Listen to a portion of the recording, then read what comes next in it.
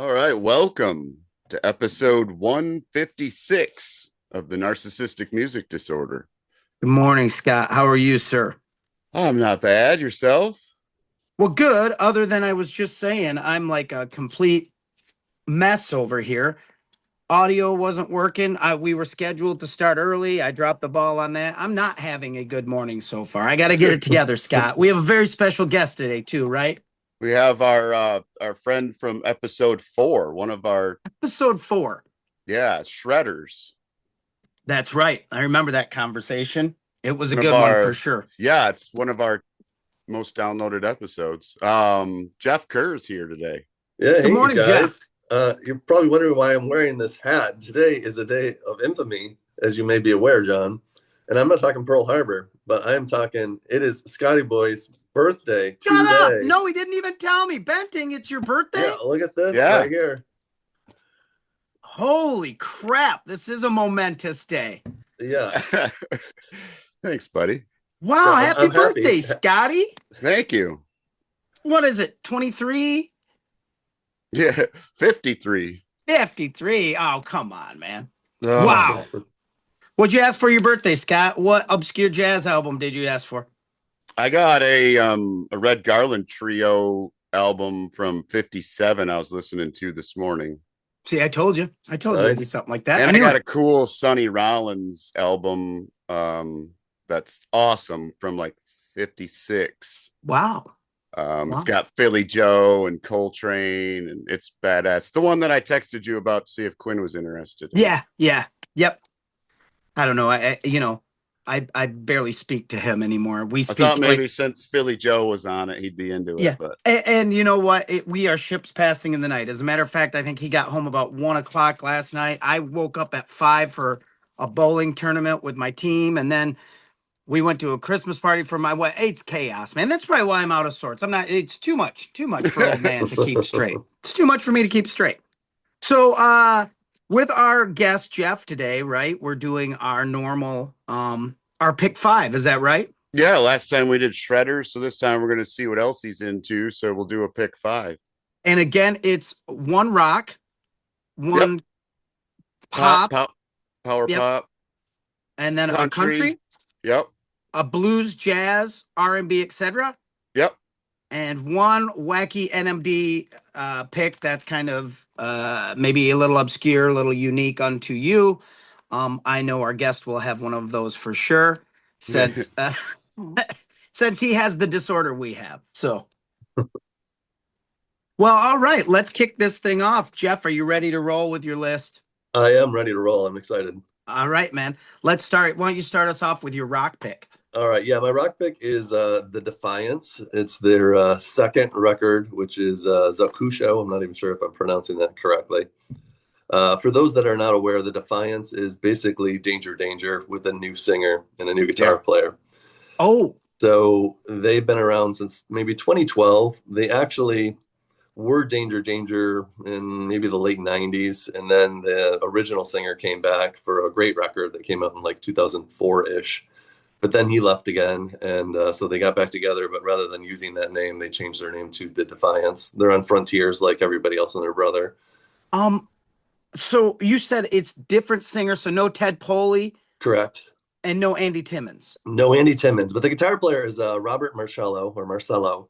Yes, he was in Europe at one point, I Well, think. his brother, Key, was in Europe on the Key. Out of This World record.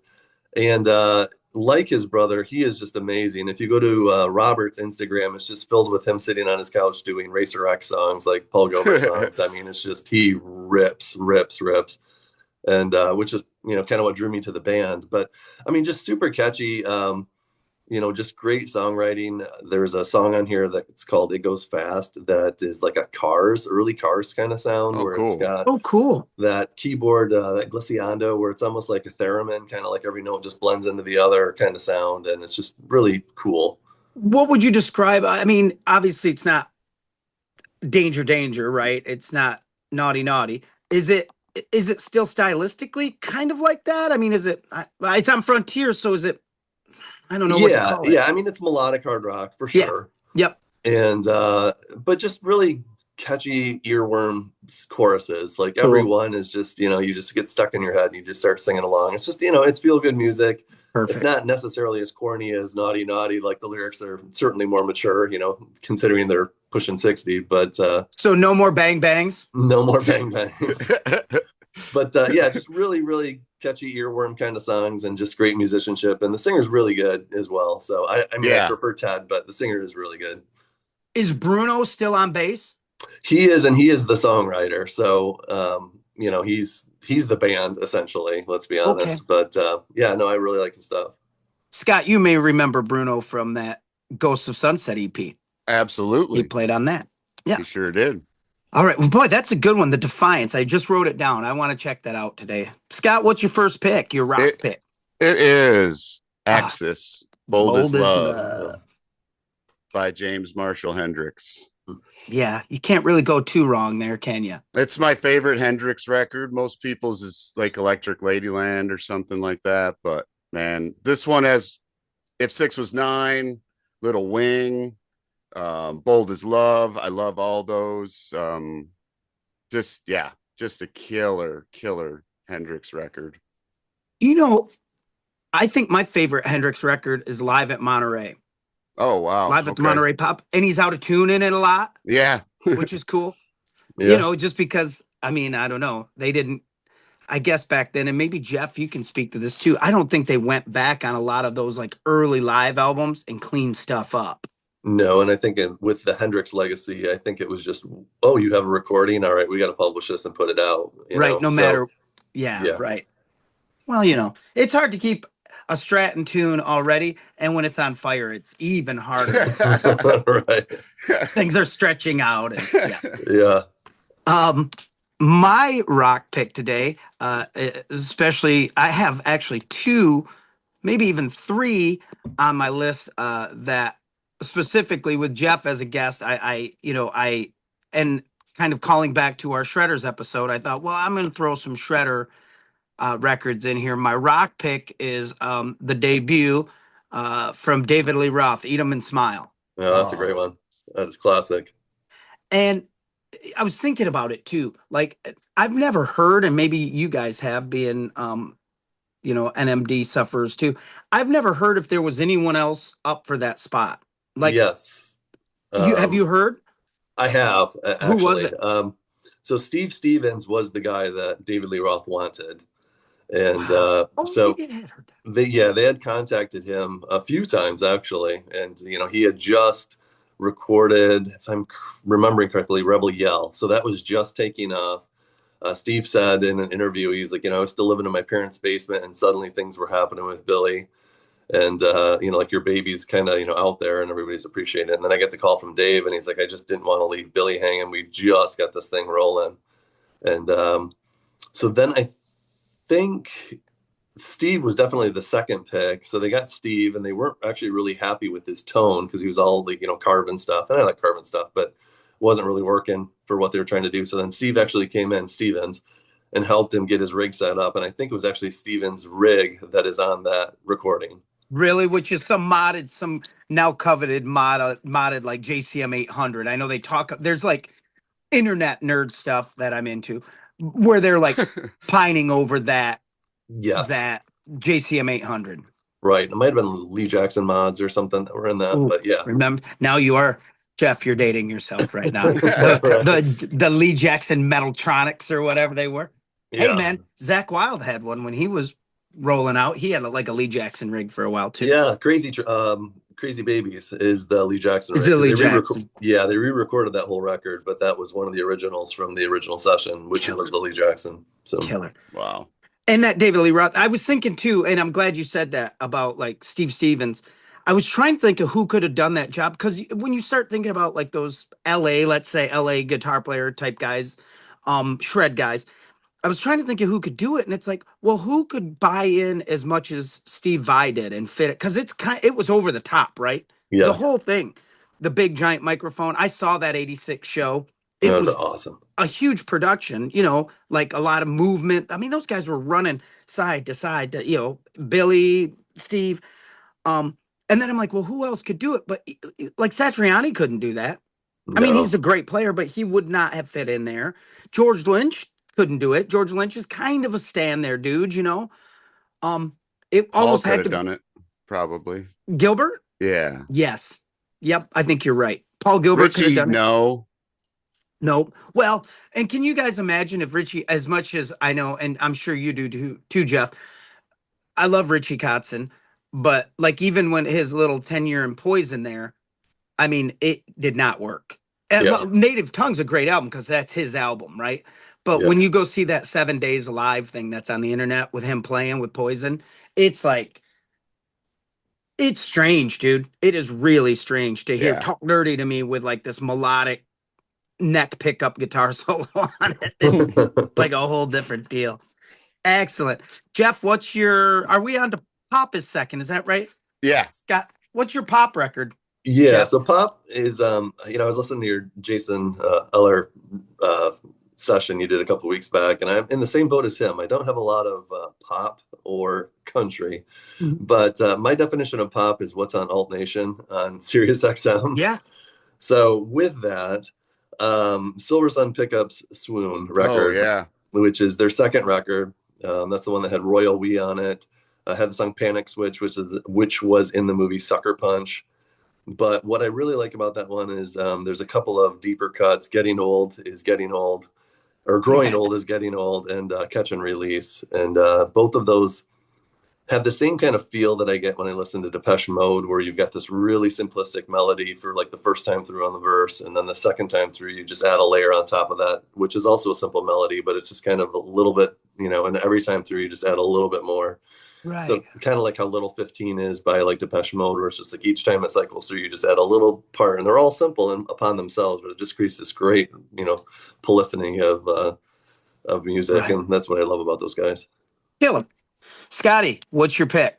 Mine is from 1970, Tumbleweed Connection by Elton John. You're a big Elton John fan, aren't you? Elton John and Bernie Taupin. 1970s Elton John, yes. That record is basically a kind of a concept album about it's kind of got an Old West type of feel to it. There's no hits. It's that record and this record and Don't Shoot Me are my two favorite Elton records, but there's Ballad of a Well-Known Gun is a great track on this album. It sounds like a hit. Amarina is a fantastic song. It's got a real theme to it, and it's just a freaking phenomenal record for something that gets overlooked in Elton's catalog. I was going to ask, were there any singles off that, Scott? Not a one. Not a one. But okay. Amarina, there's another one, Ballad of a Well-Known Gun, like I said, they sound like they should be singles. Okay. But they were not. It charted well, it did okay. But no big singles on that one. But that's with Bernie Taupin too, right? Yeah, they co-wrote it. Yep. Yeah. Killer. Yeah, you're Eltoning a lot lately. Yeah, that's a great one. Yeah, I got to find that one on vinyl. Well, my pop pick, and this is definitely a pop record if you use the terminology of pop meaning popular, because this spawned. I think and I would have to check, but it's got to be close to one of his biggest hits. The song "Shaken" from No Control by Eddie Money. Yeah. Which is, I grew up on that record. I really liked it a lot. Was that like 86? I feel like it's earlier than that. Was it earlier than that? It was 82 or 83. I feel like that's right. Yeah. And so I had an older guy in the neighborhood who was a buddy, and he was really into it. He introduced me to it. Obviously, Shaken's a great song.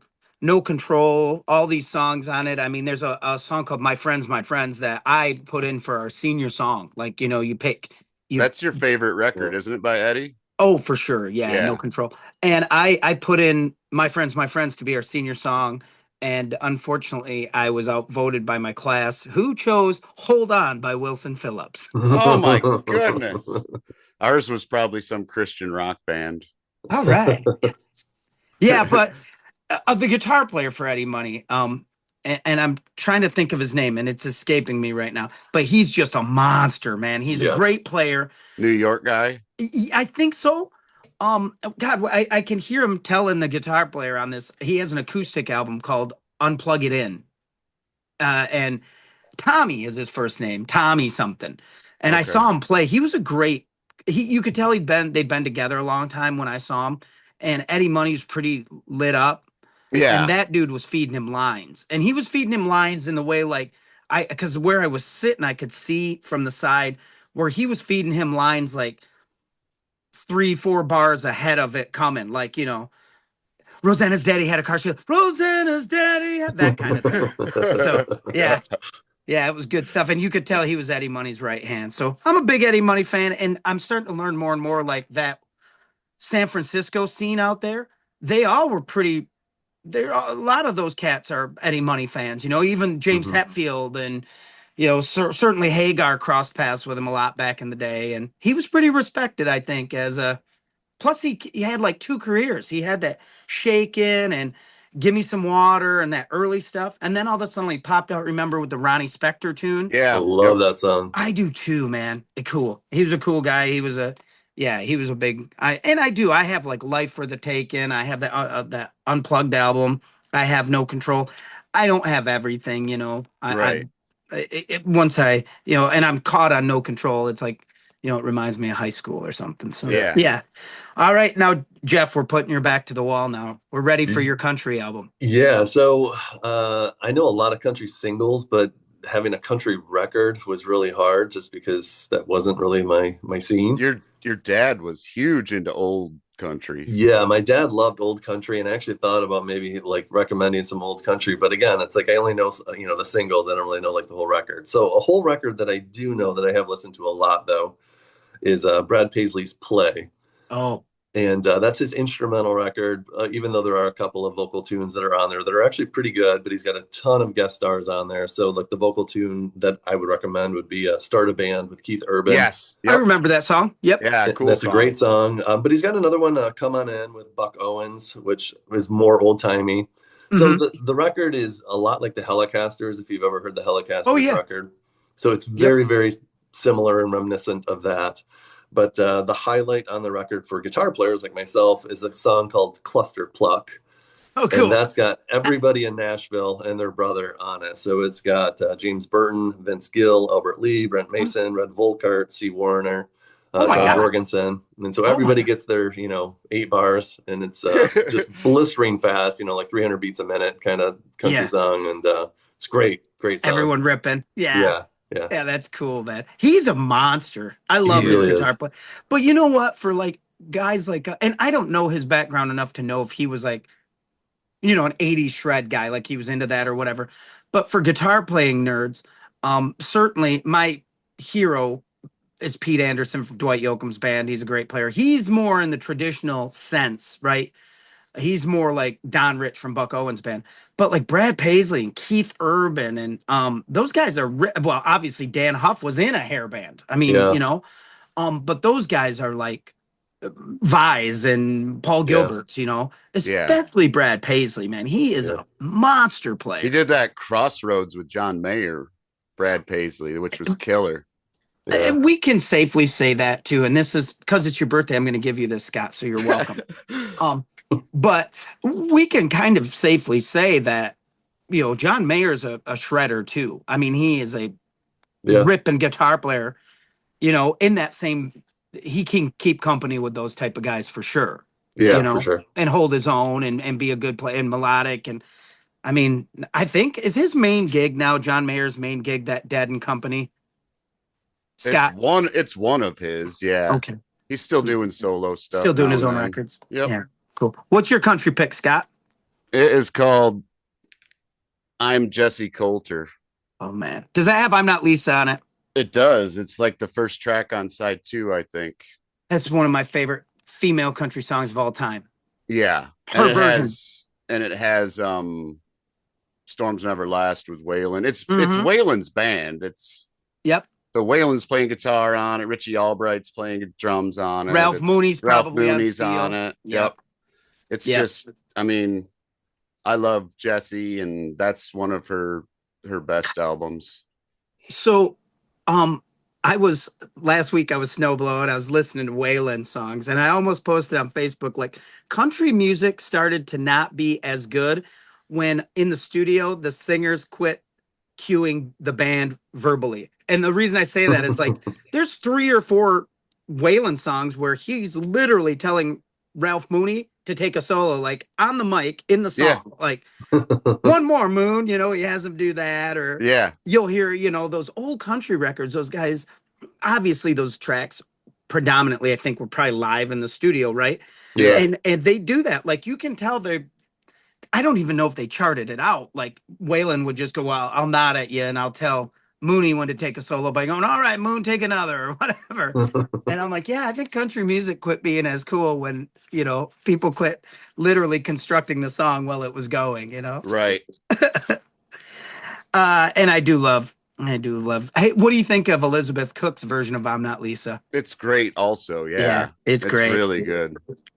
It's great. Well, my country pick is, it's a soundtrack to like a spaghetti western that never existed. It was, and this band is a punk rock band, a kind of pretty iconic these days. The album's called Must Have Been High, and it's by the Super Suckers. Super Suckers. It's a killer record, man. It's a killer, great album. Does that have God? It has hung over together. Yeah, so I think I know that when over together. Yep. When I was playing with Ashley Youngstrom, we did hung over together. Like we played it, and I actually feel like, and I you know what? Maybe Bruce will watch this, and I feel like Wendy and I did that together before too. She's done it with Eddie Spaghetti. Wendy has. Yeah, she's gotten up and done it. That's pretty cool. At the tip top. But the thing about it, and Jeff, you'll appreciate this too, it's just like super reverb drenched guitars, kind of, everything sounds like the desert, but the lyrics are really cool, like Hung Over Together and Must Have Been High. And what's that one song? Juicy, Juicy Pear Balls is on there. But yeah, it's a great, and those guys, when I saw the Super Suckers and Social Distortion, the preset music, that they're playing before the band comes in at Social Distortion was Hank Williams. Oh wow, okay. And I remember thinking like, because the Social Distortion punk fans are kind of old school California punk type people, and it was all Hank Williams. It was all classic country before either of those bands played. It was cool. And the Super Suckers were just, that's when they hooked me. I just loved them. Yeah. All right. So, Jeff, we're on to your blues or R&B, right, Scott? Or jazz or hip hop. Yeah. Yep. What you got? So of those genres, I love jazz. Don't really listen to the rest so much. This was hard because, it's like Scott, where it's like you've got so many jazz records to pick from, and, you don't want to put something esoteric or whatever. But I kind of picked the safe route, which was Billie Holiday. And I don't know if we're allowed to do compilations, but it's the Ken Burns jazz version of Billie Holiday, which is like the greatest hits. It's just, I love Lester Young. He's my favorite sax player. And so there's a lot of songs with Lester Young on there. I was actually going to recommend another one, A Musical Romance, between Billie Holiday and Lester Young. But that didn't have all of her, big hits. Like, people hear about Strange Fruit. And so that's on this record. That was the one about lynching that was so controversial at the time. It also has Gloomy Sunday, which was the Hungarian suicide song, which was actually banned in countries at the time of its release because too many people literally were taking their lives to the song. Oh my gosh. But I love like when she just has her whimsy, which is, I Cried for You and Me, Myself and I. And, it's just, she's so soulful, even like in the swing kind of music of those songs, which is her pining away for a lost love, but it's not really a ballad. It's just, it's great music. I remember on the Ken Burns documentary, like when Marcellus was talking about blues, and he's like, blues isn't for when you're sad. He's like, you listen to blues so you're not sad. It takes the blues away. Right. And that was kind of like how Billie is. It's like you can be sad about whatever's going on in life. You listen to her, and it's just, and she has so much pain in her voice, but it just kind of sucks it away from you, and you just can't help but feel good listening to it. So, highly recommend it if you like Billie Holiday or haven't heard of her. It's an amazing place to start. Yeah. All right, Scotty, what you got? I have from a Brazilian guitarist, Lorinda Almeida, his album called Viva Bossa Nova. I love bossa nova music. I learned about it from my cousin and my great uncle when I was a kid, and just have been hooked ever since. And I love Lorinda Almeida. So Yeah. he's kick-ass guitar player. Scott, are we going to talk about your NMD that it's as it advances? You're now holding up vinyl albums of your picks. I Are we stole going to that. talk about that? I stole that from Ricky Dover. He did I know, that. So I know you did. I know you did. and it's your birthday, and I just have to point it out that now your NMD is in a place where you're picking bossa nova records and then holding them up. Yeah. Vinyl albums. Yeah. You are. I'm glad you coined the disease. I'm glad you're the doctor who identified it. Because obviously, you might be patient zero. I don't know. Well, Jeff has been friends with me for over 30 years, so he knows you well, and I can do. just imagine the two of you back in the day, just how nerdy 19 years old, jamming guar at the beach. That was us. And but what beach girl doesn't love some guar playing? Yeah, I mean, we were picking them up. It was like fish and reels, just reeling them in. The guar chicks are everywhere out here. Yeah. No, it was pretty fun. You know, when we had our apartment, we'd just be sitting there in the middle of like a Saturday afternoon, and it's just like, oh, I love that drum tone on the Black album because that had just come out, you know. Yeah, right. And then it's just like, oh, you know what? Well, let me go get the CD. And then we grabbed the CD, and it was just like, listen to this one. And so then it becomes this whole afternoon of us trying to find the best drum production on every CD that we have. I mean, right. Things like that. Yeah. Well, just know that that's not NMD at all, to listen to albums and pick out the best drum tones. Right. You know, that's funny. We, on a side street here, that Black album, Drum Sound, remember, and Justice for All too. Yeah. That I talk about that a lot. Like, those were the records where kick drum sounds changed. Yes. It was that clicky. Yeah. Oh my God, dude. I swear to you, I'm not making this up. Because, you know, I'm out playing during that era, and there's sound men, right? And every drummer you can think of is going, dude, I got to get that click. And no one really knew what that was. Because before, you never wanted, you wanted your bass drum to sound like Bono. Yeah, right. Yeah. There was a Fates Warning record that sounded that way too. Was it? I wonder, Jeff. Wasn't there, Jeff? Which one was that? For Fates Warning? Yeah. Wasn't there a clicky drum record for Fates Warning? Yeah, Perfect Symmetry probably. Yeah. Parallels was a little bit better, but Perfect Symmetry was pretty thin. Have you ever heard, and I could actually get a hold of, I have a buddy, my friend Bruce Stans would be able to help too, but does anyone know what that is? Is it an EQ thing? How they EQ those kick drums, or is it a beater thing? Probably was before Triggers, because certainly after Triggers came along, everybody had the same Alesis sound. You know, it's like that same exact setting, that death metal setting on Alesis or whatever it was. On the SR16. Yeah. But in that case, I think they're probably just scooping. You know, you're probably a hard shelf at like 100, and then they're just really sucking out the mids and just kind of cranking the highs. I don't know what to do with that. Like, you can't believe, certainly on the Black album, because of the production, it lays in the tracks better. But on Injustice for All, it's just, well, it's obviously just Lars and James, right? Yeah. And I remember hearing, and you know, I'm not that huge. I like Metallica a lot, and I have albums, but I think it's Eye of the Beholder. I think that's the song that fades in. Yeah. But I remember hearing that. That's the first song I heard off Injustice. And I was like, man, the bass drums sounded so weird. And then every drummer I was playing with back then was switching from felt beaters to wood. Thinking that was, yes. Yeah. And you'd spend, again, back then is when you know, to play Thursday, Friday, and Saturday, you set up on Wednesday and then spent 2 hours, you know, well, they tried to get the clicky bass drum Weaken the sound. sound. Yeah. And I'm like, my fucking 100-watt solid state crate half stack sounds like bees. I think I'm all set, man. I'm gonna sit here and get drunk on Yeah. a Wednesday.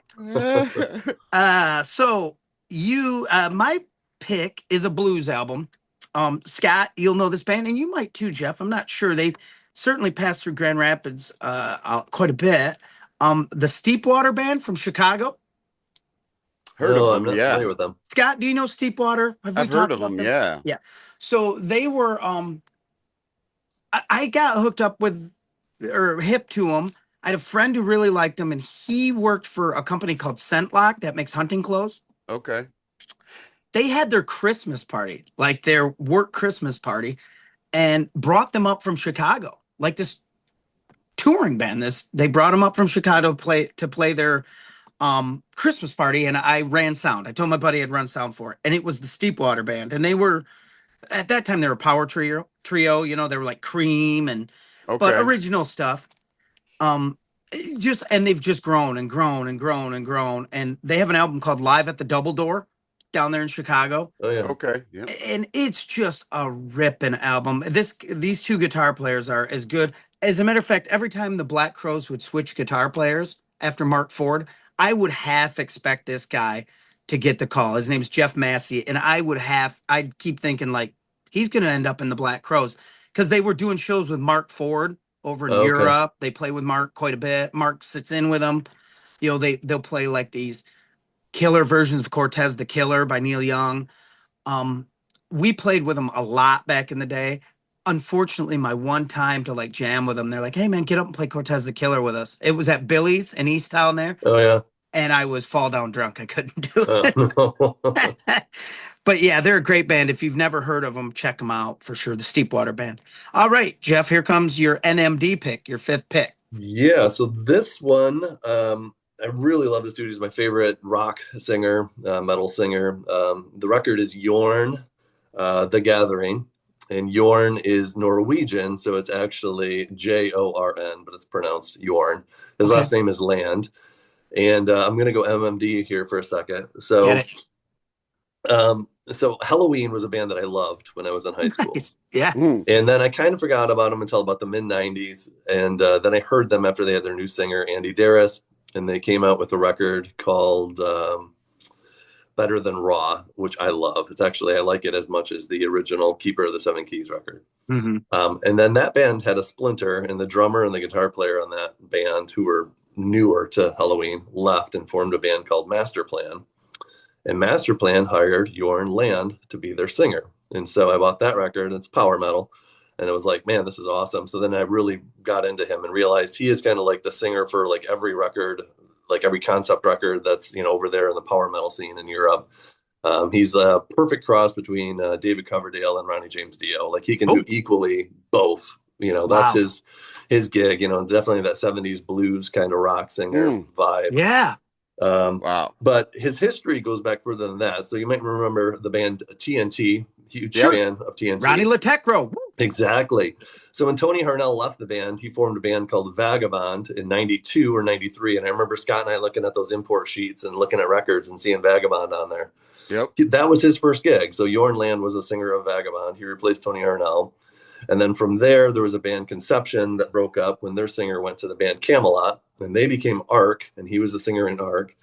And then he went on tour with Yngwie because the drummer from Ark, John Mancuso or whatever, played with Yngwie. So then he was Yngwie's singer. And you might recall from the late 90s, early 2000s when Yngwie had a fist fight with his singer, and it was all over like Blabbermouth and stuff. It was this dude? It was this dude. And the reason being is that Yngwie's wife was the manager and she never filed their visa. So as he was trying to cross the border from Canada to the US, he couldn't. And so he's just like, what is this, ineptness? Like, this is my livelihood. I can't tour. Like, I can't live. I can't eat if you can't get me across the border, and turned into this big whole thing. And then the tour just collapsed when he left. But yeah, that's Jorn Land. But the record is The Gathering, which is, again, another compilation record. He had re-recorded some previous stuff and did this one, but the opening track is like White Snake Part 2, and coincidentally he actually played with Bernie Marsden and Oh, Mick Moody in the band The oh, Snakes. He played David Coverdale in The Snakes. So yeah. OG Snakes right Oh, there. wow. Yeah. So there's your NMD pick. If I got That's a little deep in the killer. water. So That yeah. is killer, man. That Yeah. is killer. And TNT, I mean, I remember seeing the video for Seven Seas. Remember that Yeah. song? Holy smokes, man. I Yeah. mean, blew me away. And then, of course, Tony Harnell. I'm not sure. I feel like Tony Harnell wound up in for a hot second in like Skid Row or He something. did. Yeah. He did for yeah. about 6 months. Yeah. Yep. Yeah. That was a great band. I wonder what happened to, I thought maybe TNT did some touring, like some M3 Rockfest type shows or something in recent times, but I don't know who was in Yeah, the so band. they're still active. Tony has come and gone numerous times, Uh-huh. and you know they're all getting up there in age. They actually had the singer from Shy. Do you remember that band from Europe? I do. From Yep. England. Yeah. Yep. Yeah, Tony Mills was that guy's name. So sticking with the Tonys, but so he was their singer for a while, but he just died of cancer maybe 3 years ago. So I'm not sure if Tony Harnell is back in the band or what's going on. But they released maybe 3 or 4 records with Tony Mills. You know, maybe a decade ago, 2 decades ago. I mean, time flies, so it probably could have been 20 years ago, but it feels like 10. Tony Mills sounded like Jeff Tate, didn't he? Yeah, he did that record Siam. That was amazing. Siam, yeah, it was Prayer. very Queensryche record. Yeah. Yes, yeah. Because there was another band. Do you remember the band Masquerade that sounded a bit that way too? Yep. Yeah. Them I don't remember. From back in the day? Yeah, they were from Norway. We're going back to our TNT from Norway? Yes. Yeah. Yep. Huh. That's cool, man. I Yeah. liked that TNT song a lot. I mean, I have it. I'm sure I have it on VHS over in my shop there. That I recorded it off the TV because it was the solo. Gaga. I can see it right now. I can see him, his weird black Strat. Yeah. Cool. Yeah. Very cool. All right, Scott. Mine Birthday is boy. British Pop by Sniffing the Tears. The album is called Fickle Heart. Okay. And it's what? Describe it again.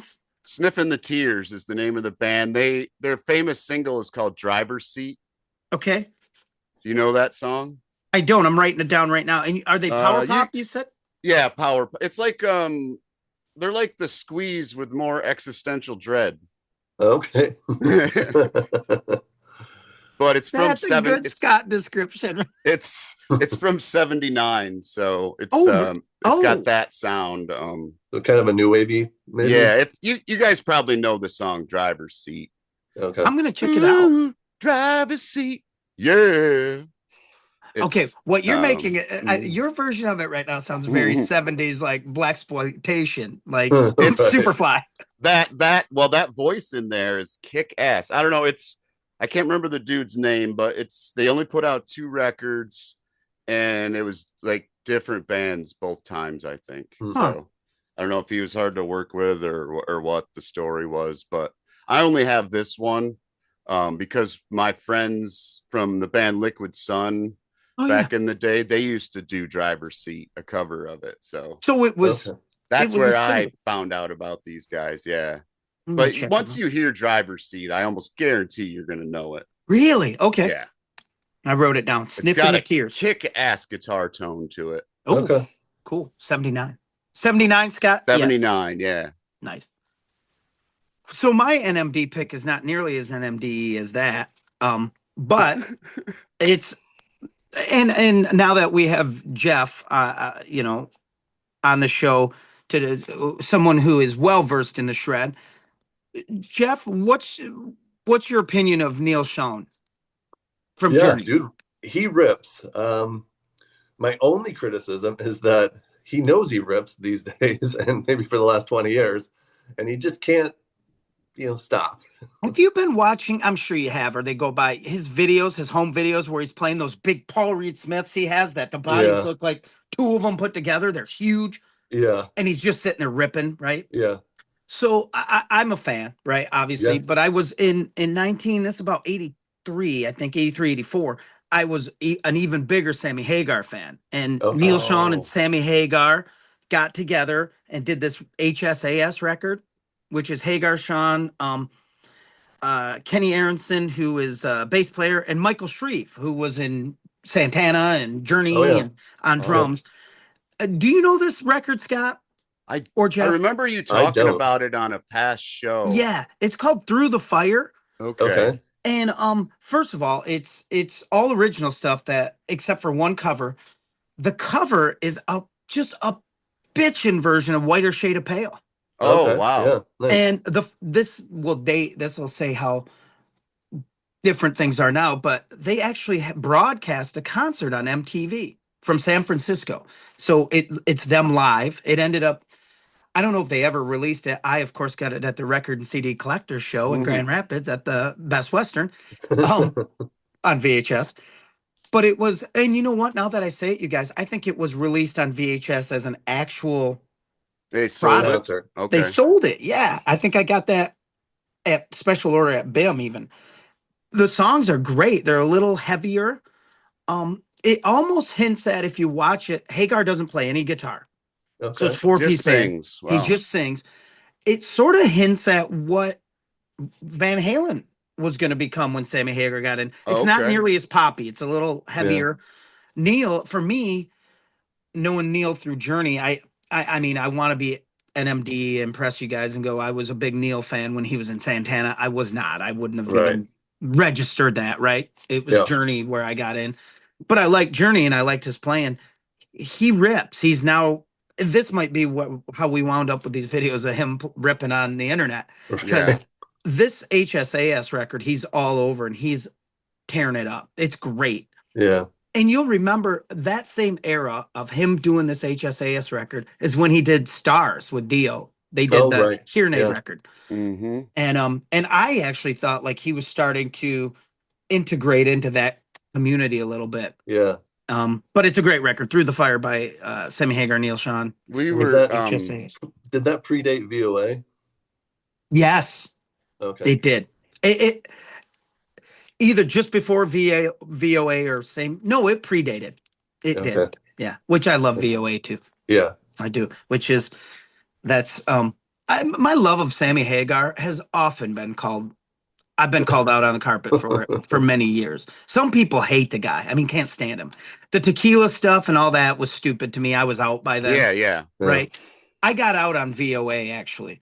What Although when the speed limit was 55, that meant something to us, man. It did. Yeah.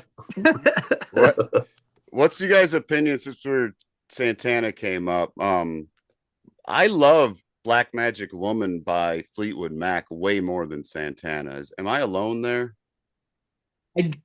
You might be, because I don't know that I've listened to any version besides Santana's. Oh, yeah. I've never heard the Fleetwood Mac version. Just You're Santana. talking Peter Green, Fleetwood Mac? yes. Yeah. See, that's an NMD thing. We like to go to parties and go, hey, man, let's play some Fleetwood Mac. And then we're like, oh, no, hey, not Rumors, dude. No, Peter no, Green I'm era. not Peter. I'm not saying that. I'm saying I just like that version better. I got to listen to it. I have like the song. I just have like a best of British rock, vinyl. Sure. That's got random songs and it's got that on there. And I'm like, this is way better than Santana. And because I made a commitment to myself when we started doing this, that I would never, let my picks be something just so I sounded cool, or say I knew something just so I sounded cool. So I have to be honest. I know like Green Manalishi and Oh Well from Peter Green, Fleetwood Mac. Yeah. Yeah. It's on this History of British Rock. Okay. That Scott has on vinyl. Found it at a thrift store for $6. Oh, that's killer. Yeah, I will. Because I do like Black Magic Woman. I'm not a big fan of, and this will get me in some trouble too. I actually play with a band that has an auxiliary percussion player. Sometimes the congas are too much for me. The congas and bongos get to be too much for old John. Oye, como va? Exactly. Although I was never a huge Santana guy, to be honest with you. I mean, it just wasn't my ride. Although I just like the greatest hits. Yes, Yeah. me too. Me too. That's me too. But the greatest hits are killer, and Yeah, there's the one no with the denying dove on he's the a cover, great yeah. guitar player. There's no doubt that he's Carlos Santana for sure. Well, gentlemen, a rousing round of pick five. Yeah. Always. Jeff, first of all, I know you're busy. Thank you for doing this. Thank you for always, I mean, that Shred episode was so cool. I mean, obviously, that educated me too. I've written down the Defiance here. And give me the Yorn, spell it again. Jorn. RN. Yeah. Yeah. Yeah, Jorn. And then Land, Lande, is the last name. But he is a phenomenal singer, and you being a singer, you would really, really dig him. He's done a ton of cover records. He has a full Dio record after Dio died. Like Dio Oh, was, wow. his biggest, probably, idol. Okay. And he sounds just like Dio when he does Dio. Like he's got a great version of Die Young that just I love it. Cool. And like Rock and Roll Children, he's like just great I stuff. love that So, song. I love the video too. I have a lot of problems. I was going to ask you when we were talking about it. You were talking about Halloween. Yes. I always equate that band, and I think it's because they toured together. I always equate them with Iron Maiden for some reason. I don't know why. I mean, they are very derivative Similar? they are absolutely influenced by Maiden. So if you take Maiden and add Metallica to that, like, Ride the Lightning Metallica, then you have Halloween. You're Halloween. Yeah. I always equate that band with Maiden. And I think it's because like one of those big, well, they're all the Maiden tours are big. Yeah. Which is funny to say, but even now in 2025, 26, all the Maiden tours are huge.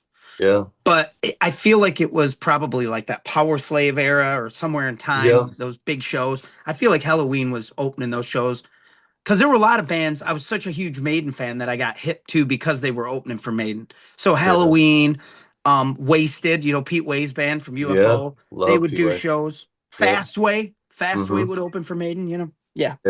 Cool. Jeff, thank you. And you said wrestling tournament today. Yeah, wrestling tournament over at Kennel Hills. So, and how old's your son? He is 11. So excellent. He's in is sixth it grade. Like a My Way tournament? Is that yeah, exactly right. So I, 4th grade through college, collegiate wrestler. Love it. Love the sport. Okay. So wish him all the best, man. That's excellent. Yeah, he's freaking out right now. He's very good, which makes him care, which makes it hard. So but yeah, he's pretty nervous right now. So how do you do in the stands, Dad? Oh my God, it's the worst. The worst. Like I love football, I love his lacrosse, and other sport like my soccer for my younger boy. But watching wrestling is just your stomach's in knots the entire time. It just does not go away. And there's nothing like, I'm sure my son is he's a musician, so he's not a big sport guy. Of course, he played sports growing up, but wrestling, watching, because I have a couple friends who are coaches. My buddy is involved in the program at Muskegon Community College. I've got another buddy whose daughter is a national level wrestler. That's awesome. And but there's something about seeing your kid and bent around and someone breathing on their neck. That's just, I'm sure you want to bound out of the stands, Right, my boy. Yeah, wrestling parents are just nuts, man. It is crazy. And it's a great community. And I'll say this, and I want this on record on the NMD podcast. And when you say wrestling too, I say collegiate or high school wrestling, so you don't think like your boy is dressed up like the Iron Sheik. But the toughest 6 minutes in sport.